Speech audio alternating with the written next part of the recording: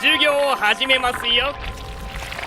7번 노트 같은 경우는 또 왼쪽과 오른쪽으로 좀 구분할 건데요. 페이지 왼쪽은 뒤에 하고 오른쪽부터 먼저 제가 설명하겠습니다. 왜냐하면 왼쪽이 좀 어렵거든요. 바로 본론 들어가겠습니다. 전개 2는요. 좀 형태라든지 뭔가 공통점이 있는 비슷한 물질을 비교하는 문제입니다. 그래서 대표적으로 물과 과산화수소가 닮았는데 한번 보시죠. 입장 모형 보겠습니다. 여기 H2O 보이시죠? 여기 과산화수소 보이시죠? 좀 닮았잖아, 그지?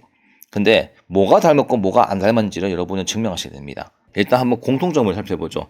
너 공통점이 뭐니라고 했을 때 원소의 종류가 같습니다. 물 같은 경우는 H하고 Y가 그자. 근데 과산화수소도 H하고 O로 구성된 녀석이거든요. 이게 공통점이고 그럼에도 불구하고 차이점이 있니라는 질문 던진다면 여러분들은 이 두 가지를 제시하면 되겠습니다. 빨간색과 파란색이죠. 이거. 원자 수의 비가 다릅니다. 원자 수의 비 말 그대로 원자 수가 몇 개인지를 카운팅하는 건데 수소가 지금 2개 있는 거 아시죠? 산소가 1개 있잖아. 2대 1의 비율로 있습니다. 원자 수의 비가 2대 1인 것은 물밖에 없다 하는 거. 그 다음에 과산화수소 같은 경우는 H가 2개 있잖아요. 산소가 2개 있고. 그럼 2대2 아이가? 2대2인데 약분이 가능하니까 1대1로 간주하는 겁니다. 수소와 산소의 원자 수의 비가 1대1인 것은 과산화수소밖에 없습니다. 그러니까 물하고 좀 다르지. 원소의 종류는 같지만 원자 수의 비가 다르다는 거지. 그게 차이점이고 차이점이 하나 더 있습니다. 질량비죠. 이거는 실험을 통해서 만든 겁니다. 물 같은 경우는 수소하고 산소가 1g과 8g으로 결합하거든요. 그 질량비가 1대8이고 질량비가 1대8인 것은 물밖에 없습니다. 그 다음에 수소하고 산소의 질량비가 1g과 16g에 해당되는 레시피는 과산화수소밖에 없습니다. 질량비가 다른 것이죠. 왜? 쌍둥이도 그렇잖아. 쌍둥이도 얼핏 보면 닮았는데 자세히 보면은 뭔가 어떤 점의 위치라든지 아니면은 목소리라든지 성향이 약간 다르다는 거지. 마찬가지입니다. 물과 과산화수소도 그런 거예요. 그러면 이제 이거를 어떻게 정리하냐? 만약에 이게 서술형 평가라고 했을 때 이렇게 적을 수 있습니다, 여러분들. 너희 공통점이 있니? 한번 적어봐. 아, 공통점. 물과 과산화수소. 우리 둘은 일단 원소 종류가 같아. 여기까지 적으면 잘 모르는 사람들이 이런 얘기 하겠죠. 아, 그래? 원소 종류가 같으면 같은 물질 아니야? 라고 질문합니다. 이때 여러분은 아니라고 대답하셔야 됩니다. 그러면 그 근거를 대야겠죠. 그 근거가 2번에 나와 있습니다. 왜 다르냐면은 첫 번째, 수소와 산소의 자, 빨간색 원자 수의 비가 일단 다르고 두 번째, 질량비도 달라. 라고 하시면 여러분들은 왜 이 두 녀석들이 다른지를 증명할 수 있는 겁니다. 요 기세에 힘입어서 두 번째 가보겠습니다. 두 번째, 일산화탄소와 이산화탄소 비슷합니다. 근데 달라요. 한번 보겠습니다. 화학식 CO와 CO2가 있습니다. 일산화탄소는 CO고 이산화탄소도 원소 종류가 CO인 거 아시죠? 여기까지 공통점. 근데 이제 원자 수의 비가 여기는 1대1, 여기 이산화탄소 같은 경우는 1대2. 그 다음 실험을 통해서 만든 질량비 보시면 질량비가 탄소와 산소의 질량비가 3대4고요. 얘도 3대8입니다. 이제 여러분들 서술형 평가 형식으로 적으면 되겠죠. 공통점과 차이점. 첫 번째, 공통점은 원소의 종류가 같다. 하지만 같은 물질은 아니다. 왜?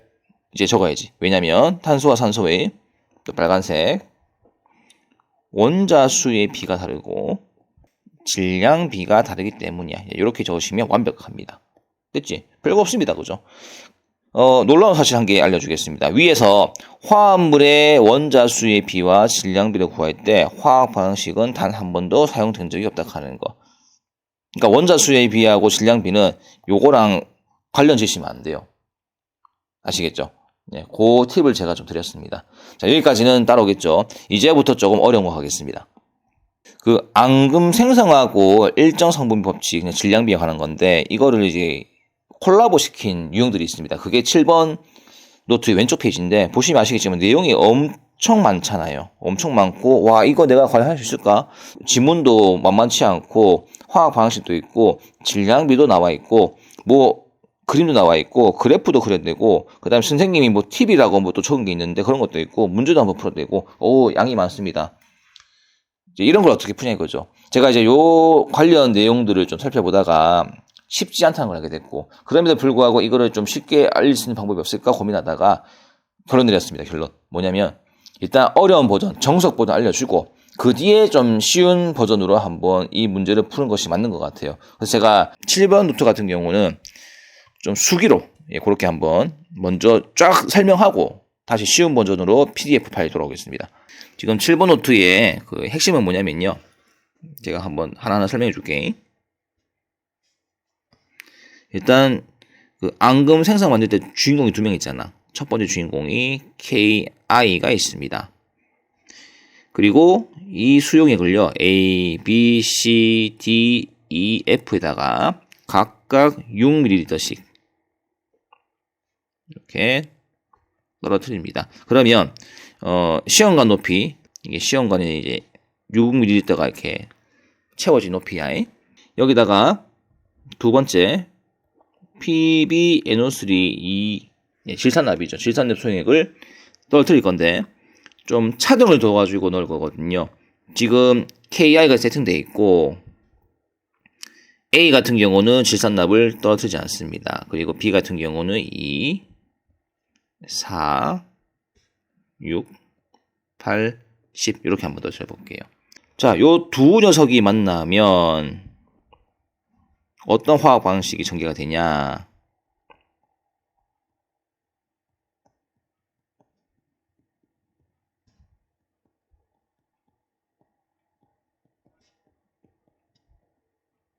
앙금이 만들어지죠. 이때 앙금 색깔이 노란색입니다. 됐나? 그리고 여기서 건질 수 있는 정보. 개수비를 물어봅니다. 개수비라는 것은 말 그대로 PB 이온과 I 이온이 몇 개와 몇 개가 결합했니라고 이제 던지는 질문이거든요. 개수비는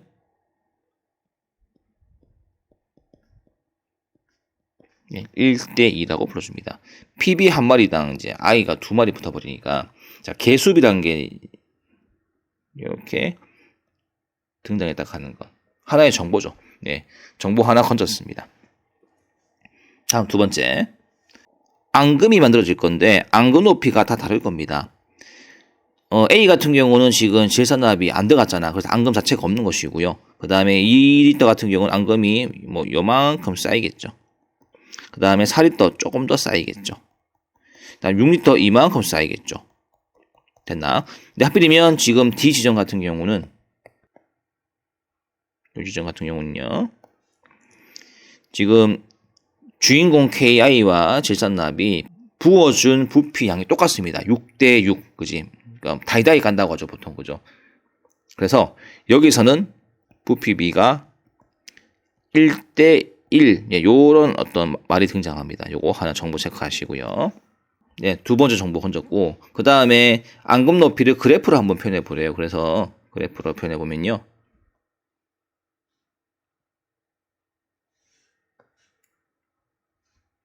자, X축이 우리가 부어주는 질산납 수용액 부피고요. 그 다음에 세로축은 앙금 높이입니다. 자, 무한정으로 증가한 것이 아니고 처음에는 쭉 증가하다가 뒤로 가면은 누워버리죠. 일정해집니다. 그리고 이게 꺾이는 부분이 있죠. 요 꺾이는 부분이 질산납이 6ml가 부어지는 지점이고 요게 D 지점 아니가 맞나? 네, 그래서 이렇게 엮어 주시면 되겠죠. 여기까지 필기가 됐습니까? 이해도 됐나 모르겠네. 그 다음 어떤 정보가 들어가냐? 자, 보시면 아시겠지만 D 지점이 기준이거든요. 기준이고 6대6 딱 부피비가 알맞게 맞는 지점이고 최대 맥스입니다. 그러면 추가적인 질문이 뭐가 들어가냐면은 D가 어떻게 보면은 기준이니까 그러면 D 이전에 A, B, C 있죠. 그럼 A, B, C에서 납 이온이 맞니? 아니면 아이오디나 이온이 맞니? 뭐가 더 지배적이니? 이온이 이제 그런 질문 던집니다. 그럼 A, B, C에서 여기 PB하고 I 있죠. 둘 중에 누가 남아있니? 이제 요 질문이거든요. 자, 그럼 누가 남아있는지 살펴보겠습니다. 일단 A 지점 같은 경우는 A죠. A는 지금 PB 자체가 없잖아요. 아직 그 부어주지 않았기 때문에. 그래서 I가 굉장히 많을 것이고 심지어는 B 같은 경우에도 PB가 들어온다 할지라도 얘가 바로 뭘로 됩니까? 앙금의 형태로 바뀌어버리죠. 그죠? 그럼 이온 자체가 존재 안 한다고. 소모됐기 때문에.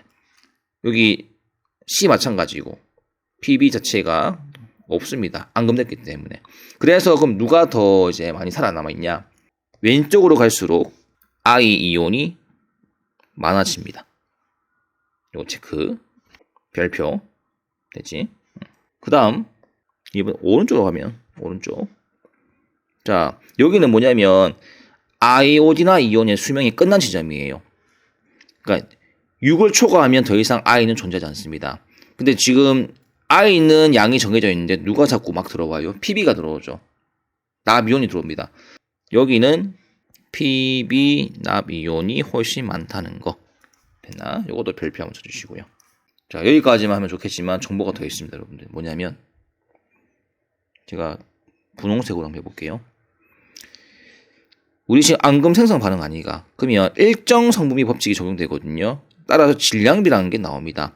결국은 납이온과 I이온이 레시피가 존재합니다. 앙금 만들기 위한 그 최적의 레시피 몇 그램과 몇 그램 이제 이 질문 던지거든요. 그게 질량비인데 얘 질량비는 저도 못 외웁니다, 여러분들. 이거 얼마더라? 제가 오죽했으면 학습지에다가 아예 적어놨을까요? 207.2대 253.8g 이게 그램 대 그램인데 이거 약분만 가능하니까 이렇게 나온대요. 질량비. 그러니까 요 앙금 생성 반응에서 지금 여러분 주목해야 될 게 개수비, 부피비, 질량비가 다 나와요. 나오고 요 D 지점이 거의 터닝 포인트 아니가? 스탠다드 아이가? 기준이지, 그지? 이걸 기점으로 왼쪽으로 가면은 오른쪽 가면은 어떤 이온이 더 많아진지. 그러니까 복합적인 질문이 많단 말이야. 그래서 이 문제가 어려워 보이는 것인데, 자, 그러면 이제 요 내용을 근거로 쉬운 버전 드디어 학습지를 한번 전개해 보겠습니다. 한번 쭉 읽어볼게요. 6개의 시험관에 10%의 KI 용액이 있다. 이거 주인공 첫 번째 주인공, 이게 첫 번째 주인공 아닌가? 그 다음에 두 번째 주인공 PBI를 차등적으로 이렇게 집어넣는다. 그러면 앙금 높이가 순차적으로 바뀌겠죠. 여기 그래프 보이십니까? 잘 올라가다 꺾이는 거. 여러분은 이 그래프를 이제 해석할 수 있겠죠. 어디가 꺾입니까? D 지점, 그지? D 지점은 핵심적인 그 내용이 뭐가 있습니까? 부PB가 1대1. 요게 포인트 아니가, 그죠? 그 다음에 밑으로 가면은 I가 많아지고, 오른쪽 가면은 PB가 많아지는 그런 내용을 해석할 수 있습니다. 그 다음 그림은 뭐 안 봐도 되겠고, 그 다음 질량비. 이거는 그냥 실험 데이터 주어줍니다, 여러분들. 주어지고, 그냥 일정 성분의 법칙이니까, 레시피가 존재하니까 너희는 그거를 인정하라는 뜻에서 집어넣는 거예요, 여러분들.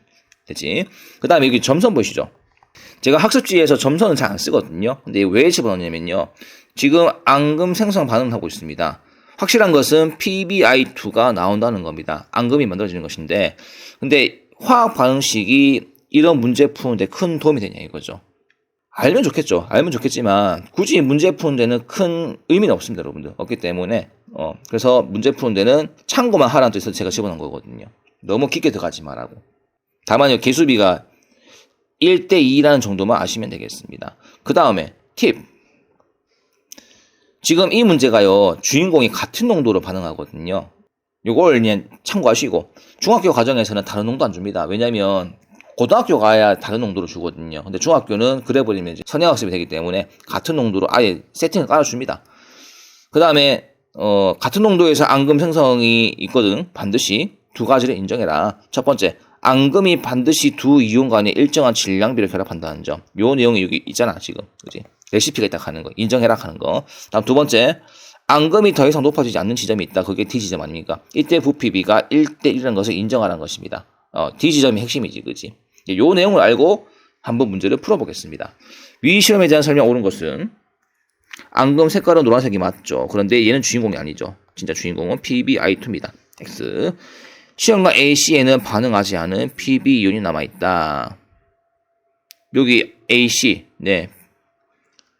I가 남아있는 것이죠. PB는 넣는 족족 앙금이 되어버립니다. 그 다음에 시험관 BF 중에서 지금 A가 없는 상태입니다, 여러분들. A 제외하고 B에서 F 중에서 그 I가 제일 많은 거. 그럼 당연히 BI가. 그지? A 빼고 얘가 대방이니까. 그 다음에 시험관 E에 KI 수용액을 더 넣어주면 앙금이 더 생긴다. 한번 보겠습니다. 자, E는 지금 PB가 살아있죠. 여기다가 I를 넣게 되면 결국 앙금이 추가적으로 생성이 됩니다. 정답이 되겠죠. 그 다음 일정한 양의 KI 수용액과 반응하는 질산납의 수용액의 양이 일정하다. 와, 말이 되게 길어 보이지, 그지? 근데 이거 제가 한번 줄여볼까요? 질량비라고 하는 겁니다. 레시피가 존재한다. 또는 일정 성분비 법칙을 따른다라는 그런 내용입니다. 이 말을 유식하게 풀어낸 거예요. 레시피가 존재한다는 것을 강조하고 싶었습니다. 좀 있어 보이게 하려고. 정답이 되겠습니다. 다음에 같은 농도의 질산납과 KI 수용액은 D 지점에서 1대1. 네, 이 말 나올 줄 알았습니다. 정답이 되겠습니다. 됐나? 그래서 정답이 4번, 5번, 6번 되겠죠. 자, 오늘 여기까지. 선택이 아닌 필수 정답